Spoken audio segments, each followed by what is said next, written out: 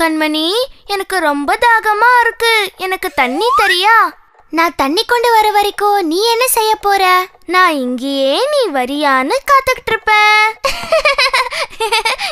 அதுக்கு பதிலா நீயே கிச்சனுக்கு போய் தண்ணி எடுத்துக்க வேண்டியதானே பப்பு? நீதான் இருக்கியே கண்மணி, அப்போ நான் எதுக்கு போகணும்? சோம்பேறி பப்பு, சோம்பேறி ஹிப்பி மாதிரி. புது கதை வந்தாச்சு. இப்போ அந்த சோம்பேறி ஹிப்பி கதை சொல்லு ப்ளீஸ். எனக்கு அந்த கதைய கேட்கணும் போல இருக்கு. சரி, ஆனா ஒரு நிபந்தனை, நீயே உனக்கு தண்ணி கொண்டு வரணும். கண்டிப்பா கண்மணி, இப்ப நீ அந்த கதைய சொல்ல. ஒரு நாள் ஹிப்பி அதோட நண்பர்கள் கூட உட்கார்ந்துட்டு இருந்தது.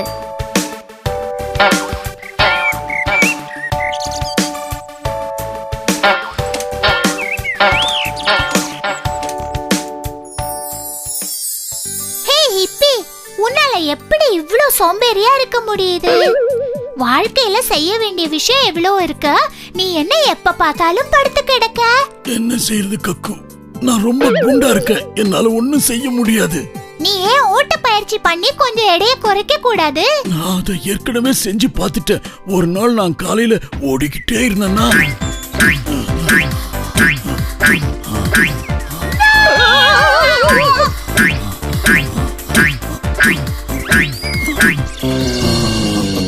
எல்லா மிருகங்களும் என்ன பார்த்து அலறுது. அதனால நான் ஜாகிங் பண்றதையே விட்டுட்டேன். ஐயோ பாவமே, யோகா முயற்சி பண்ணலையா நீ? எவ்வளவோ ஆசனங்கள் பண்ண, ஆனா எதுவுமே ஒத்து வரல. கடைசியில சவாசனம் தான் ஒத்து வந்துச்சு. சரி, நீ நிறைய நடக்க வேண்டியதுதானே? நீங்க எல்லாம் உணவு தேடி ரொம்ப தூரம் நடப்பீங்கன்னு கேள்விப்பட்டிருக்கேன். ஆமா, எங்க அம்மா கூட சொல்லுவாங்க, சாப்பாட்டுக்காக நடந்துகிட்டே இருப்பாங்களாம். ஆனா நமக்கு தான் இப்போ இங்க சூப்பரான உணவு கிடைக்குதே. அட, அதுதான் உன் பிரச்சனையே. நாக்கு ருசிய அடக்க முடியல உன்னால. உனக்கு இப்ப தேவை தன்னடக்கம். தெரியும். நண்பர்களே, நான் கொஞ்சம் பேசலாமா? வா மங்கு, உன்னை ஜூவுக்கு புடிச்சிட்டு போயிட்டாங்கன்னு கேள்விப்பட்டனே. அதெல்லாம் பழைய கதைப்பா. அது சரி, இப்ப உன் கதைக்கு வருவோம். நீ ஒல்லியாகிறதுக்கு நான் உனக்கு உதவி செய்யறேன். என்னால அது முடியும். ஓ அப்படியா? எப்படி ஒல்லி ஆகுறது, சீக்கிரம் சொல்லு. எங்களோட இனத்தை பாரு, நாங்க எவ்வளவு ஒல்லியா இருக்கோம். அதுக்கு காரணம் நாங்க மரத்துக்கு மரம் தாவறது இல்ல, சூரியனுக்கு பக்கத்துல இருக்கிறதுனாலதான். நாங்க எங்க கொழுப்பை சூரிய வெளிச்சத்துல எரிச்சிடுறோம். ஹிப்பி, ஹிப்பி, தயவு செஞ்சு அவன் வலையில விழுந்துடாத.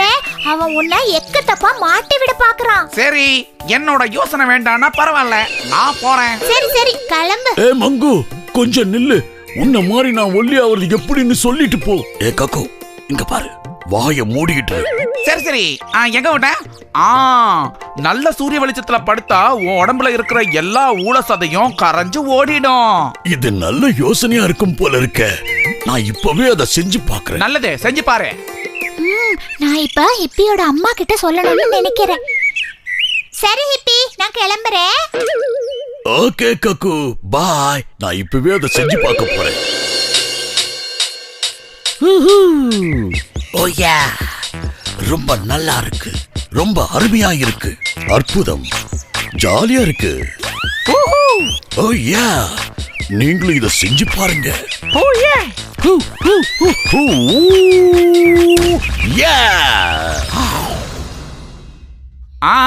ரொம்ப நல்லா செய்யற. ஐயோ, என்னது, என் உடம்புல இருந்து ரத்தம் வருது. அடக்கடவுளே, இது என்னன்னு தெரியலையே. நான் நைசா நழுவுறேன். மங்கு, இது என் கொழுப்பாதான் இருக்கும். ஒருவேளை நான் இப்போ ஒல்லி ஆகிட்டு இருக்கேன்னு நினைக்கிறேன். ஆளை உடிச்சுட்டே. ஏய், திமிரு பிடிச்ச மங்கு, நீ இன்னும் அசடுத்தனத்தை விடலையா?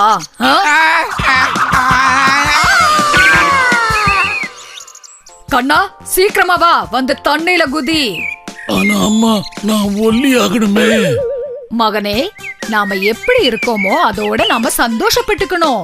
நம்ம உடம்பு இப்படி இருக்கிறதுனால நம்மளால தண்ணியில மிதக்க முடியும். அதோட நம்ம எடையினால நம்மளால தண்ணியில நடக்கவும் முடியும். நம்ம கிட்ட இவ்வளவு நல்ல விஷயங்கள் இருக்கும்போது நாம ஏன் வேற யார் மாதிரியும் இருக்கணும்? ஆமாமா, எனக்கு இப்ப ரொம்ப சோர்வா இருக்கு.